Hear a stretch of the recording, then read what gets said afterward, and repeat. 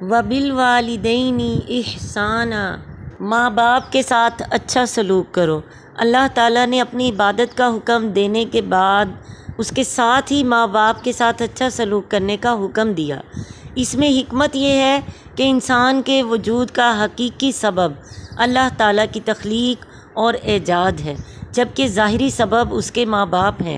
اللہ عز و جل نے حکم فرمایا کہ تم اپنے والدین کے ساتھ انتہائی اچھے طریقے سے نیک سلوک کرو، کیونکہ جس طرح والدین کا تم پر احسان بہت عظیم ہے، تم پر بھی لازم ہے کہ تم بھی ان کے ساتھ اسی طرح نیک سلوک کرو۔ حضرت ابو ہریرہ سے روایت ہے کہ ایک شخص نے عرض کی، یا رسول اللہ صلی اللہ علیہ وسلم، سب سے زیادہ حسن صحبت یعنی احسان کا مستحق کون ہے؟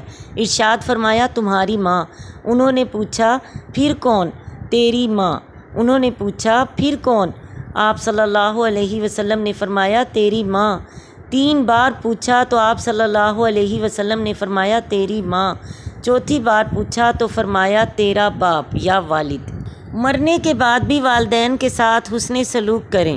حضرت عبداللہ بن عمر رضی اللہ تعالیٰ عنہ سے روایت ہے کہ حضور اقدس صلی اللہ علیہ وسلم نے ارشاد فرمایا، زیادہ احسان کرنے والا یعنی والدین کے ساتھ اچھا سلوک کرنے والا وہ ہے جو اپنے ماں باپ کے انتقال کر جانے یا کہیں چلے جانے کی صورت میں والدین کے دوستوں یا احباب یا جس سے وہ محبت رکھتے تھے ان پر احسان کرے یعنی حسن سلوک کرے۔ حضرت اسماء رضی اللہ تعالی عنہا فرماتی ہیں، جس زمانہ میں قریش نے نبی صلی اللہ علیہ وسلم سے معاہدہ کیا تھا، میری ماں جو مشرکہ تھیں میرے پاس آئی۔ میں نے عرض کی، یا رسول اللہ صلی اللہ علیہ وسلم، میری ماں آئی ہے اور وہ اسلام سے اعراض کیے ہوئے ہے یعنی اسلام قبول نہیں کیا، کیا میں اس کے ساتھ حسن سلوک کروں؟ ارشاد فرمایا، ہاں، اس کے ساتھ بھی اچھا سلوک کرو، یعنی کافرہ ماں کے ساتھ بھی اچھا سلوک کیا جائے گا۔